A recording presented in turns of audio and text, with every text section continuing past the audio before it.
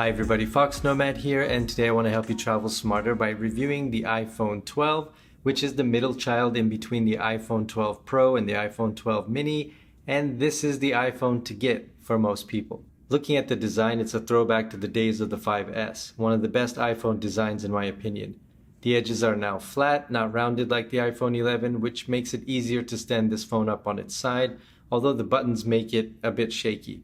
The 12 has a matte finish all around the edges and on the camera bump, otherwise it's got a glossy glass back. You've got 5 different colors to choose from this year: white, black, blue, green, and this product red.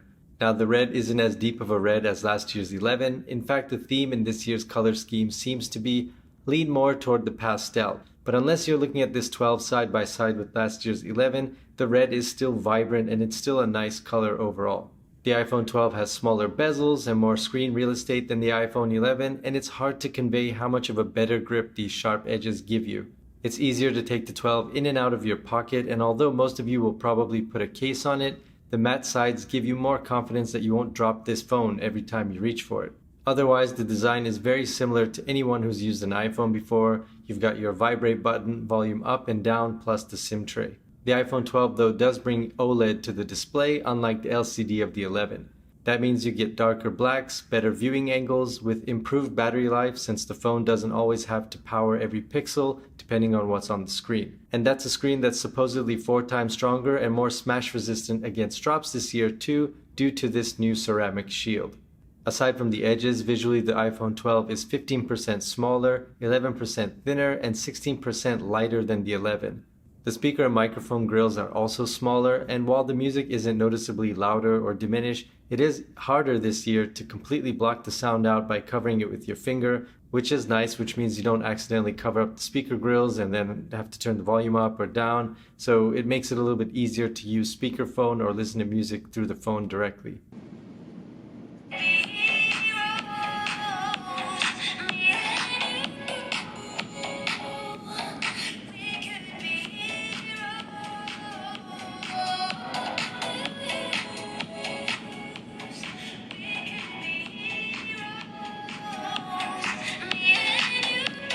Otherwise, this is a very familiar design, but there's also this powerful magnet on the back designed to be used with Apple's MagSafe wireless charger.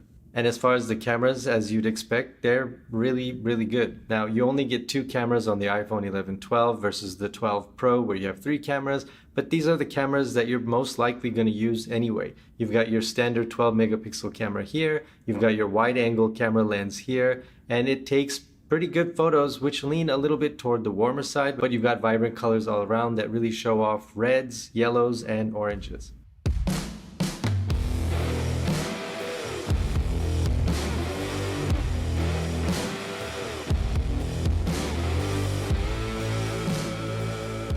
And as far as video goes, the iPhone 11 12 probably has the best video of any smartphone out right now.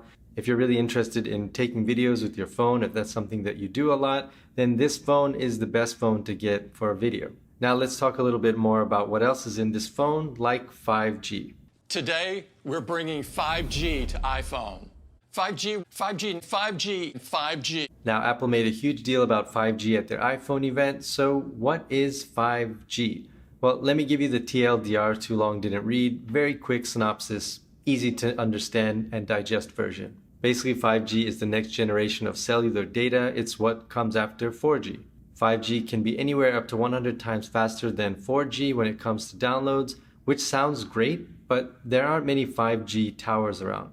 Not to mention that 5G, although it is much faster, it also has a much shorter range than 4G. So that means you need more 5G towers to cover an area that a 4G tower could, and that infrastructure really just doesn't exist yet.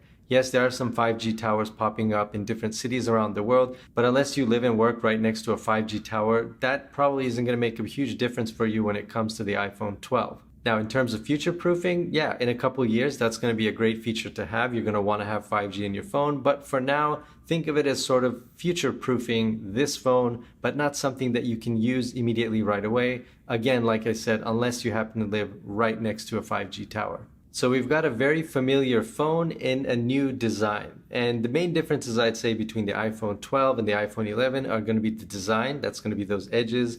and this nice grip that you get with this phone. The second thing is going to be the better OLED screen. The third thing is going to be MagSafe. And the fourth thing is 5G for the future. Now, if you're using an iPhone 11, you might be wondering whether or not it's worth it to upgrade to the iPhone 12. And I'd say unless you really are itching to upgrade your phone, there isn't a lot of difference between the iPhone 11 and the iPhone 12, aside from this design. Now, my threshold would be the iPhone 10. I'd say if you're using the iPhone 10 or anything before, you're probably going to be better off upgrading to the iPhone 12. You're going to see more noticeable changes from the cameras of those phones up to this iPhone 12 camera. You're going to notice that the screen is better. It's going to be more responsive. You're going to just overall notice that jump more than you would if you were on the iPhone 11. Now, if you're on the XS, you can probably get away with another year before you upgrade to the iPhone 12 or the iPhone 13 or whatever iPhone is out next.